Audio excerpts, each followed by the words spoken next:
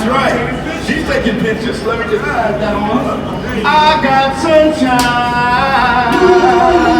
on a cloudy day.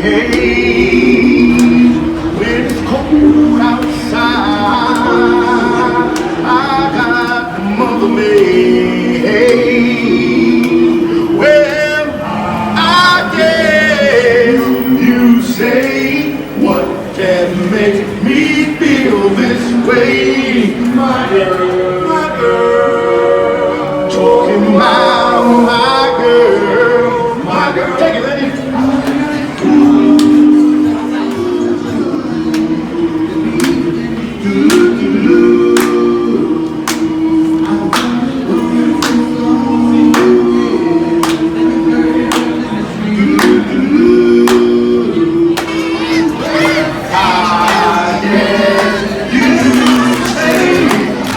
Can make me feel this way, my girl, my girl,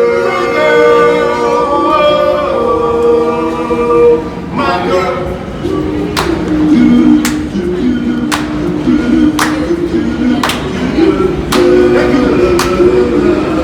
hey, hey, hey, hey, hey, hey.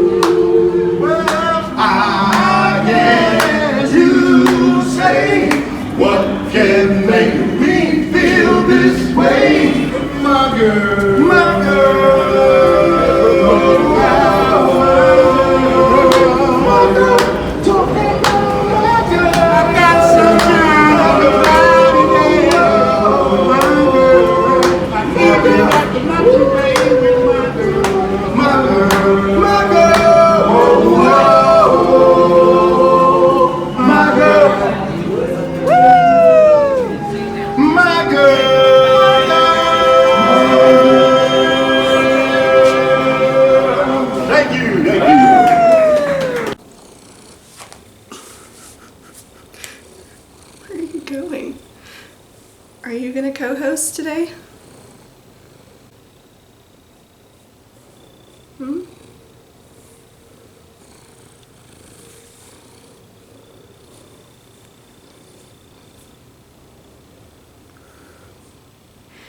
He's being so needy today. Or he's just hungry because they're finally on a diet.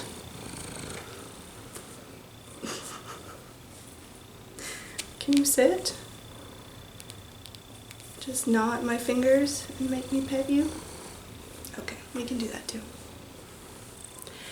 Alright, I guess we're just rolling with it like this for today. Hello everybody, my name is Jaclyn. You can find me on Instagram and Ravelry is at Jaclyn Salem. This is episode number 45 of the Brooklyn Knitfolk podcast, and I'm so happy for you to be joining me today. This is a vlog that's about knitting, sometimes sewing, and just whatever crafty things I tend to get up to in my day-to-day. So I'm so happy to see you. I have been working on a few projects, 2 new ones and 1 old one, and so I'll just share those with you today. A couple of admin things, if you could call it admin. It's really like exciting announcement. My first quilt pattern that I've self-drafted almost every quilt I've ever sewed, but it's the first pattern that I've ever made. So it's the Akasha quilt pattern, which if you watched Vlogmas, you may be more familiar with as the Contemporary Americana. I renamed it so that people wouldn't feel limited by the name Americana. It doesn't have to be, red, white, and blue, nor does red, white, and blue mean that that's always just an Americana thing, whatever. I just didn't want it to feel limiting by the name. You could, of course, do whatever colors you want, but I really did love that red, white, and blue color scheme. It was the quilt that I made for my mom for Christmas, and so many of you requested for me to write up these quilts into patterns, and honestly it was fairly easy to do so, just measurements and taking the time to sit down and actually design up the pattern. And then, yeah, I feel like once you design the first one, it's kind of easier to slot in the rest of the things with the numbers and the different instructions. And yeah, it's just the designing the first one that takes the longest. So the first one is now out. It's called the Akasha quilt, and it is on Etsy. I don't know if I said Ravelry or not, but it's not Ravelry. It's up on Etsy, and if you just search Jaclyn Salem on Etsy, you should be able to find that with relative ease. Although, am I the only one who thinks that Etsy's search is like useless? I don't know. I feel like I never find what I'm looking for when I actually use their search function. Anyway, Akasha quilt, Jaclyn Salem, and I'm so excited. Please continue to tag any quilts that you make with Brooklyn Knitfolk QAL, which stands for Brooklyn Knitfolk Quilt Along. And if you're interested in making a quilt and you've never made one before, please do not let the process intimidate you. It is so simple. It's such a great first time sewing project, and I do have a 10-part tutorial series that is uploaded here on YouTube for free for you to watch to walk you through making your first quilt. Really, if I can do it as an 8-year-old, you can do it now. Trust me, you can make one. So I highly recommend that tutorial series, obviously, because I made it. So if you want to learn how to make a quilt, that's the way I can recommend to do it. The second bit of exciting news is that an interview, I was contacted earlier this year to do an interview for the Aroha Knits blog. Ash Christine, who works for the Aroha Knits organization, I guess, if you will.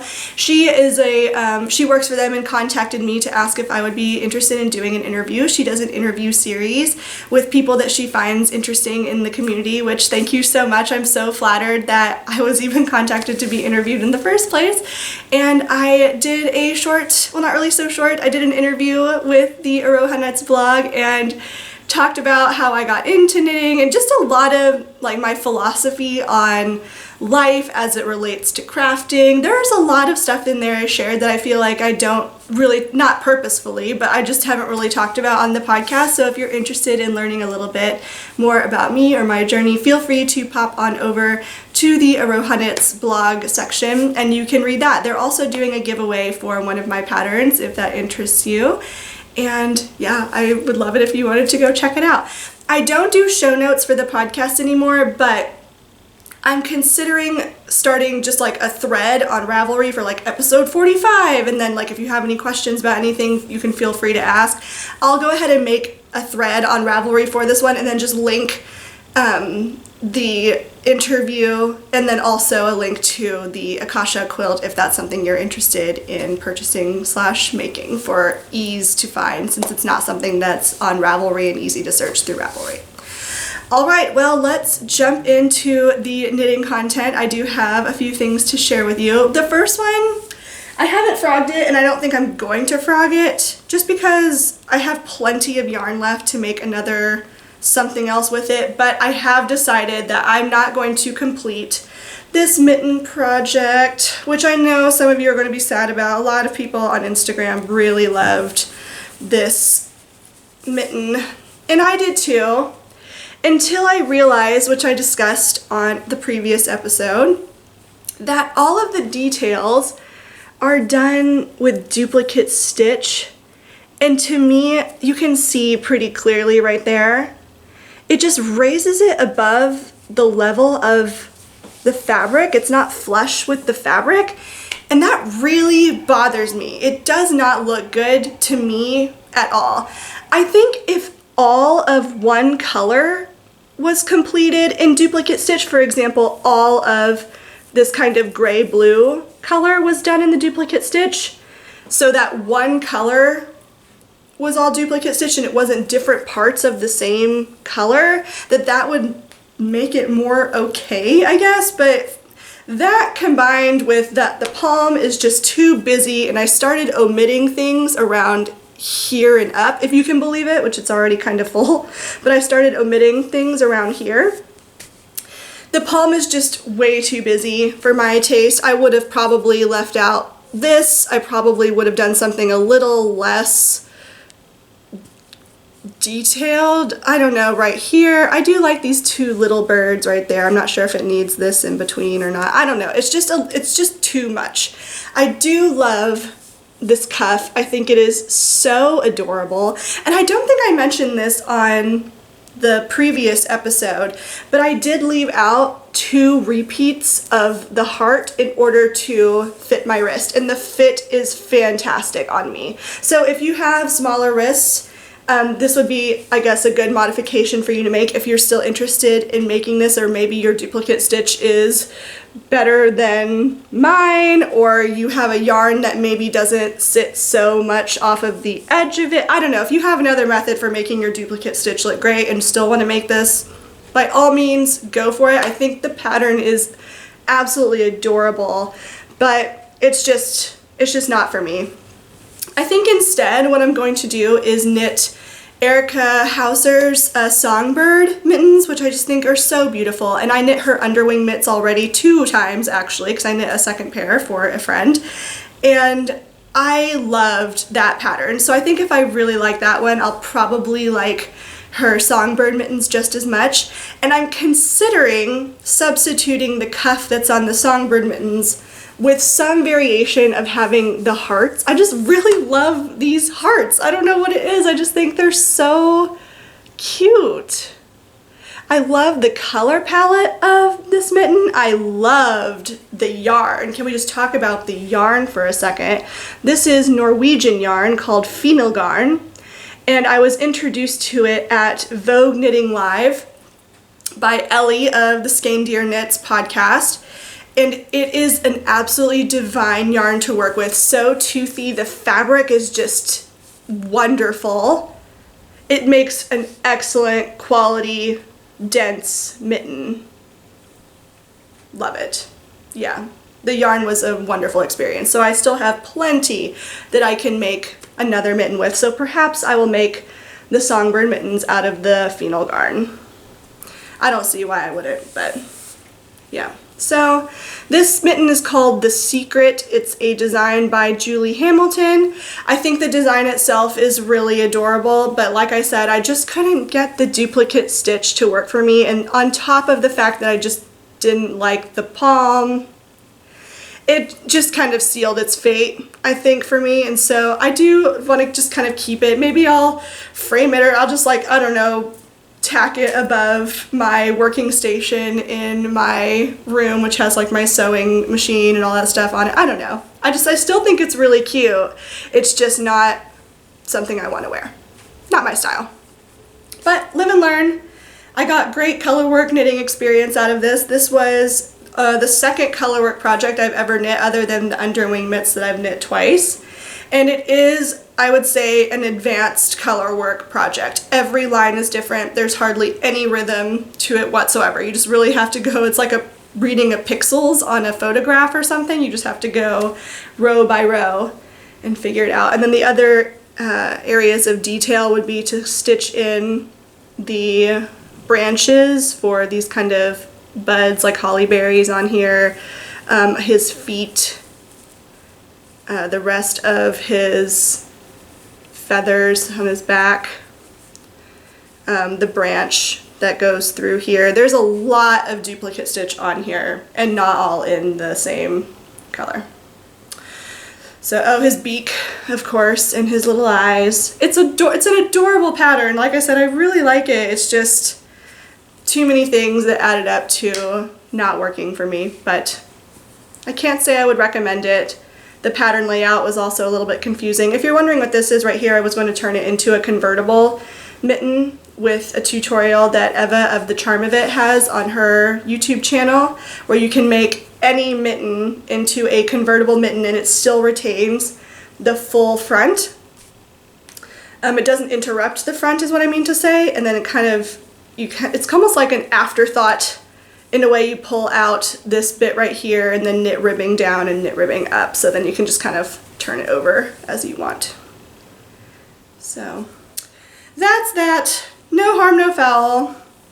I think with designing, it's just made me less precious about time I've invested into a particular project. If I first started knitting, and I mean, I probably wasn't going to be knitting color work when I first started knitting, truth be told, but if this was something I would like first starting out as a knitter knitting, I would have been like devastated to lose all of this, but now I'm just like, meh. All right, the second finished object, well, I guess you can't really count that as a finished object, but so the first finished object, now that they are done, are the Clark mittens. And somebody commented on the last episode for me to hold up things to the camera for longer so that you can see them instead of me just being like, ah! Okay, I totally hear you. You're right. It's got the cables and then the diagonal lines that are featured on the Clark sock.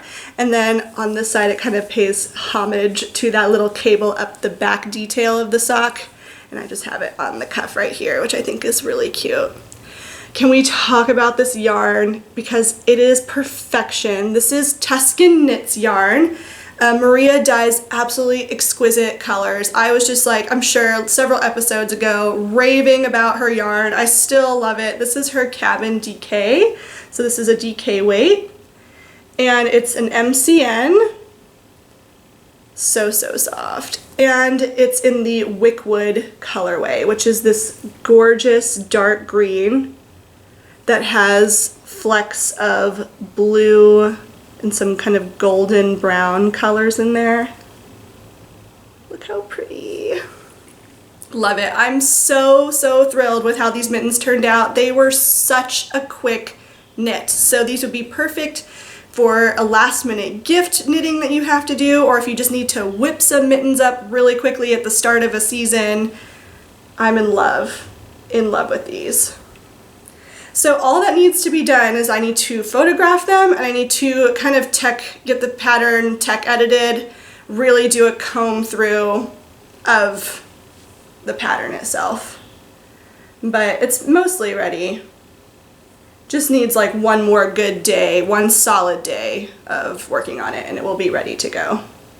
Which I should probably do soon because, gosh, if Instagram is any indication of the weather from other people lately, it's just been like really starting to feel spring-like out. I don't want to get my hopes up because I just want it to be like ripped away from me and then it's going to be winter again. But then I'll have an excuse to, you know, wear these mittens. It's still cold out here. It's in like the 40s, but I'm not sure how much longer we're really going to need, you know, like all of this outerwear, so, and accessories. But yeah, I'm in love with the combination of yarn and pattern here. These are so cozy. I'm so excited about them. So those are the Clark mittens. Gonna keep the name, they're just gonna be Clark mittens, and then they'll be the Clark socks. So for those of you who want to continue the Clark fun or are not sock knitters and just want to knit mittens instead, these are for you. All right, works in progress. I love this Snow White bag so much. It's so cute. I still haven't finished my Knitfolk socks yet. Let me get my sock blocker. So Knitfolk is a colorway that Ashley of Nomadic Yarns dyed up, inspired by some of my favorite colors, which I'm just so flattered by. I finished the first sock, which I've already shown you on the last episode, and I'm making really good progress on my second sock. It's almost there. I think I have like, let me see, three more stripes before I decrease for the toe. So I'm getting there. I've just been distracted by other projects that I'm going to show you in a second. But I love this colorway so much. This is, like I said, the Knitfolk colorway, Ashley of Nomadic Yarns, and my sock recipe, which is changing soon. This is the last pair of socks that I'm going to knit like this, but I still like to knit a 2x2 rib, a really long leg, like usually 8.5 to 9 inches, a fish lips kiss heel, and then I do a rounded toe on mine. This sock is knit 56 stitches on a US 1, but after knitting my Irving socks on 64 stitches on a size 0, that sealed the deal for me. I love the fit of the Irving socks. which is another sock pattern that I've designed in case you didn't know. And so from now on, my vanilla recipe is going to change to 64 stitches on a size 0. The fabric is just denser. These are not uncomfortable by any means, but the other ones just fit so well. It's got to be the 64 stitches on a 0 from now on. I love this little mushroom progress keeper, or stitch marker. Sorry, not progress keeper, stitch marker that I got at Rhinebeck last year. And then I've got all of these kitty progress keepers slash stitch markers from Stunning String Studio. There's a little collection of them. They're amazing. I have a whole little bag full of these cuties. Here's my cake of nomadic yarns. Look at that cranberry red. I am just obsessed. I mean, obviously, because they're dyed in my likeness, but I love all of these colorways, colors that are in this colorway so much. So yeah, just a vanilla sock. Nothing you haven't seen before, but if the colorway so inspires you, I highly recommend trying out Ashley's yarn. I did buy a new colorway of hers called the Burrow, and I just received a shipping notification of it a couple days ago, so I cannot wait to get that in the mail. So speaking of socks, because I'm so close to being finished with these, I thought I would show you some skeins that I'm considering for my next vanilla sock cast on, or maybe not vanilla. I'll get to that discussion in 2 seconds.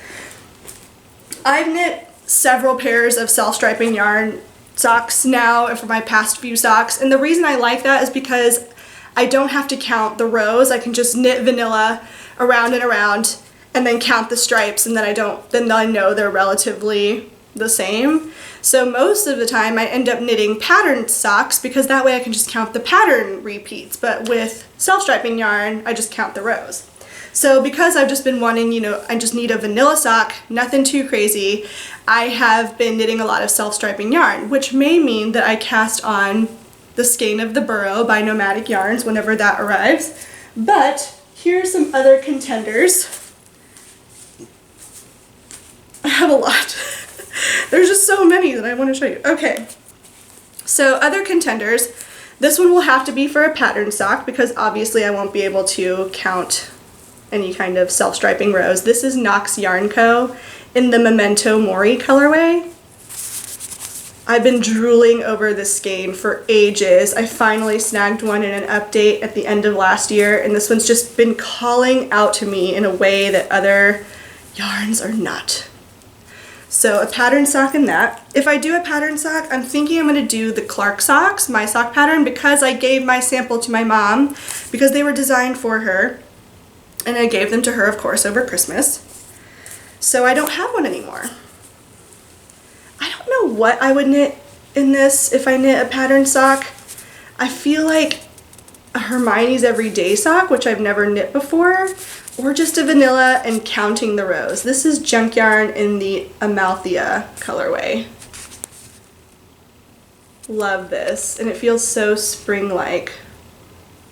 It's just so fun. This is a color I would never wear like on my body, but for socks, look at that speckling.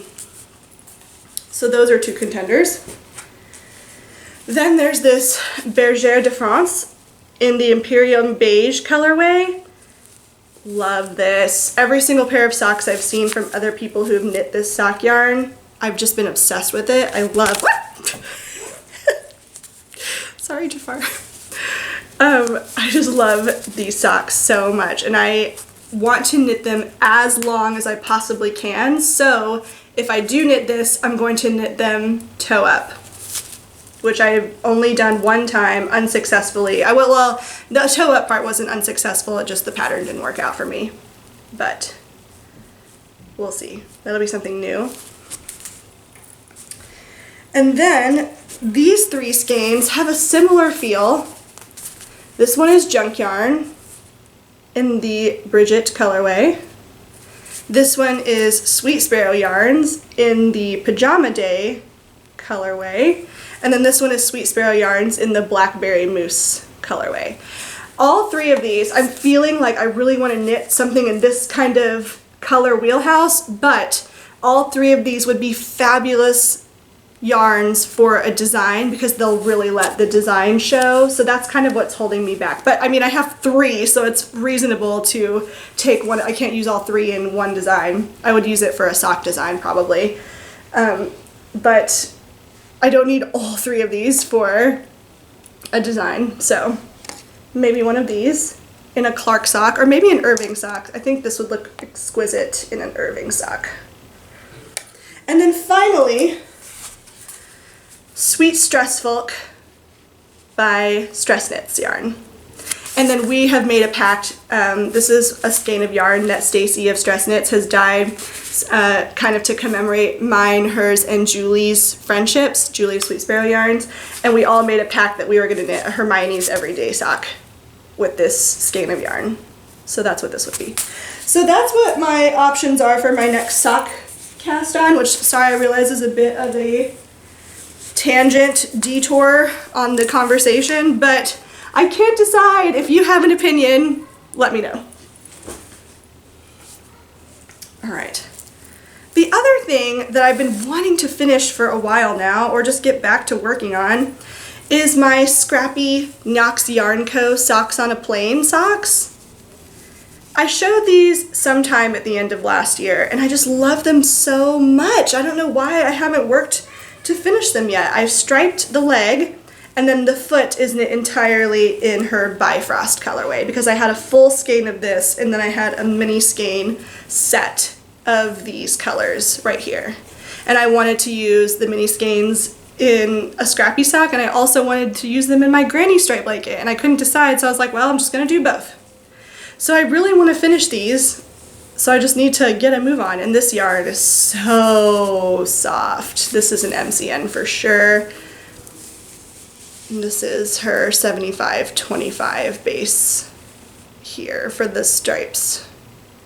So all of the stripes are knit individually. That's not a self-striping yarn, which I'm sure is part of the reason why it holds me up, because, you know, it's a lot of changing and weaving in ends. I wonder, actually, have I woven? Nope, no, I haven't woven in a single one yet. So I really want to finish these. So maybe I'll finish these before I cast on a new yarn, but I kind of doubt it. All right, new cast-ons, people. New cast-ons. The first one I'll show you is a new design. So you may recall that I was designing something in O-wool yarn, in the O-wash worsted weight, and this is this is the Oyster Mushroom colorway. It's a really gorgeous kind of beige, almost pink, kind of brown. The color is really, really great. All of O-wool's colors are colors I like. It's like every single shade of all the different colors she has, I'm in love with. I really could not recommend O-wool yarn highly enough. I've felt things knitted with it. I've bought sweater quantities of it. I'm just like so in love. There's such a great twist in the yarn, so it gives excellent stitch definition. So for things like cabled projects, all over textured projects, it's really great for that because it really shows off texture and doesn't obscure it. Love her yarn. And she's also certified organic, which of course being eco-friendly is something we can all stand to do a little bit more of probably. But yes, love this. O-wash in the worsted weight. And I have cast on, I ripped out what I had before and I just started again because it just needed it. I needed to fix the edging. I wasn't happy with the edging, and now I'm loving this edging. That's a Lifeline, by the way, not a design feature. Look how pretty this edging is. It's just so, it reminds me of like leaves. I don't know. I have no clue even what this is going to be called yet. And this design process has just been so strange because like I just come up with new ideas the entire time. Like this morning I was like, oh, maybe I should have held a strand of mohair with this, but then I would have lost the stitch definition. I don't know. I'm just like, keep coming up with ideas. I'm hesitating to show you much of the design that's starting to emerge from it because right now this is just a lot of ribbing with a edge on it, and it has the same edge over here. I think I'm just gonna kind of wait and hold off on showing you the design features that are starting to emerge until later, but let's just say this is in its very early stages, and I'm loving this color. I really want to give it like a bit of a spray block to kind of even out the stitches, because right now they're it looks a little bit lumpy from being in my bag and being knit and reknit a few times, but I love this edging so much. I'm so happy that I made the decision to rip it out and start again. It was absolutely the right decision. I had 1.5 skeins knit into it, and now I'm up to about 75% of one skein. Maybe not quite that much, maybe like half a skein knit into this again. So I'm making progress. This right here, I did this morning in about an hour and a half. Knit this, but of course figuring out design details as I go. So I'm really pleased with it. I will say this one is going to be a bit of a head scratcher in how to write the pattern. I haven't employed the use of a tech editor before. I do a lot of copy editing for my own work at work for professional jobs, so I haven't really seen the need yet to hire a tech editor, but for this one I think I will for sure have to do a tech editing and then also test knitting, because it's just I'm a little bit perplexed about how I'm going to work out how to write the pattern in such a way that I don't have to like write out every single row for the first 100 rows or so. So I know there has to be a way, because I'm knitting this without looking at a pattern. So I know how it's supposed to work, but trying to explain what's in my head may not be the same way that other people understand how to read a pattern, so this one will definitely probably require the use of a tech editor. But I'm so excited about this, so excited, and I'll hold this edging up for you one more time just because I'm so obsessed with this, and it's the whole reason that I ripped it back to redo it, and I'm so glad that I did. Jafar, stop. Quit it. He's wanting my tails. Oh, I love it. Love it, love it, love it.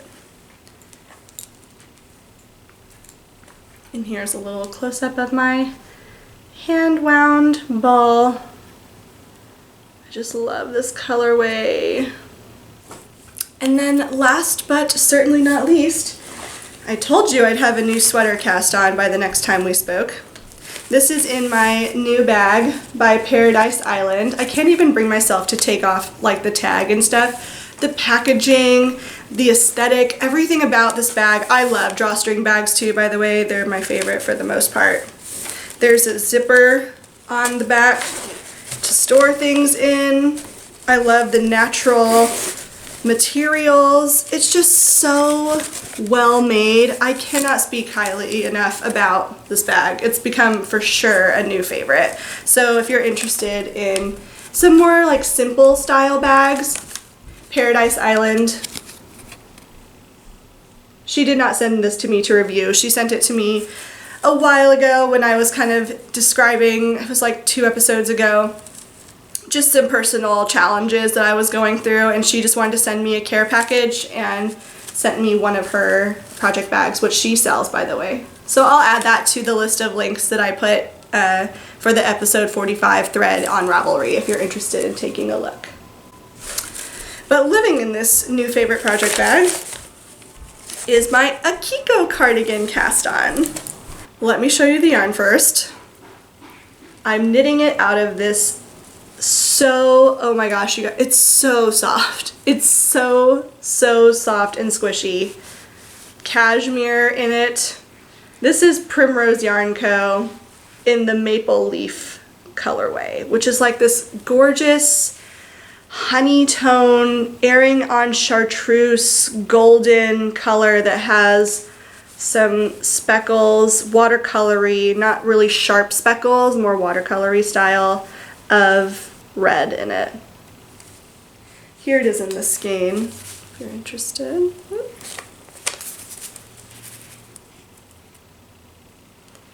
And this is the Marquess MCN DK base. So it is 80% superwash merino, 10% nylon, and 10% cashmere. It's buttered kittens, as they say. It's so, so soft. Really could not recommend this highly enough. I don't know what this base is. Well, I do know what this base is. It's MCN, but it's just like so, so nice. Anyway, this is the yarn. And I'm knitting the Akiko cardigan designed by Yoko Hata.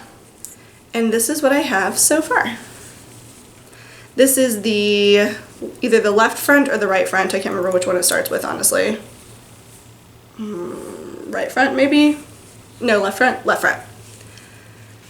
And it is all over double seed stitch with a cable panel that runs up either side. Cardigan, if I didn't say that. Pretty sure I did.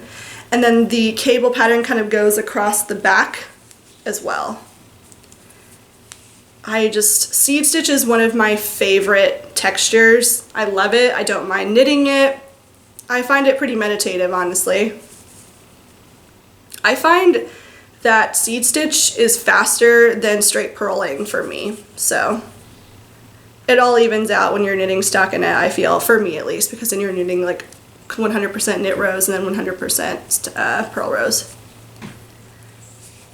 Look how pretty this is. I'm alternating skeins like a good knitter. That and because when I look at the skeins, I can see that there definitely is some variation from skein to skein, which is of course the case when you're knitting with hand-dyed yarn, that they're all special and unique, and that you should be alternating skeins when you're knitting larger garments, or garments that require more than one skein. Oh, I love it. I just love this so much. And look at this cable detail. It's just such a pleasure to knit this, honestly. Smitten, smitten. So it's humble beginnings so far. Just started this. This is probably like 2 subway rides worth of knitting. I've dubbed it my subway sweater. I'm gonna try to knit the majority of this on the subway. We'll see how that goes. I'm addicted to working on it at home too, but I haven't had the chance to much yet. But I'm calling it my subway sweater because it is knit in pieces, so it's not like I'll ever have to knit the full-on shebang in one go, except for maybe the back will be pretty ginormous. But oh, I just love how this yarn is looking in it. It's so beautiful. It's a DK weight yarn for a DK weight sweater. I did have to drop down 2 needle sizes in order to get gauge, and I think that's a combination of just me being a pretty loose knitter and then the fact that it's knit with, the sample is knit with Brooklyn tweed yarn, which to me kind of has a heavier weight than other yarns of its respective size. And again, that's in my Paradise Island bag, which I'm loving. So it's just knitting nirvana right here. This and my wrap design, honestly. I'm just loving both of these so much that it means the socks are just taking a bit of a back seat right now while I play out whatever knitting fantasies I want to do. I'm not much for... I've been feeling the pull towards some monogamy lately, which has been giving me a little bit of, not stress, but pause for thought if I'm like, do I have enough to show for a podcast? But I realize like whenever people are monogamous knitters and I watch their podcasts, I don't mind. I still want to see what you're working on. It just feels more realistic and true to life. So hopefully if I become monogamous with one of these projects, you won't find it too dull and uninteresting. So with that, I forgot. I'm glad I put it here so I could remember. I have been on a bit of a reading kick lately, and I thought I would share. A lot of people are interested in the books I've been reading, so thought I would share the ones I've been reading lately. This one I just finished. It's called Everything Matters with an exclamation point on the end of it, and it's by Ron Curry Jr. This is one of the best books I have read in a very long time. The writing is just so good. The storytelling is magnificent. It's a linear plot, so it follows, an A to B progression, but it's told by like 5 different people. So whenever you're finished reading one person's point of view, it will switch to somebody else, but it's still in that linear progression of the plot. It's just such an interesting device, I guess for lack of a better word, for a writing style.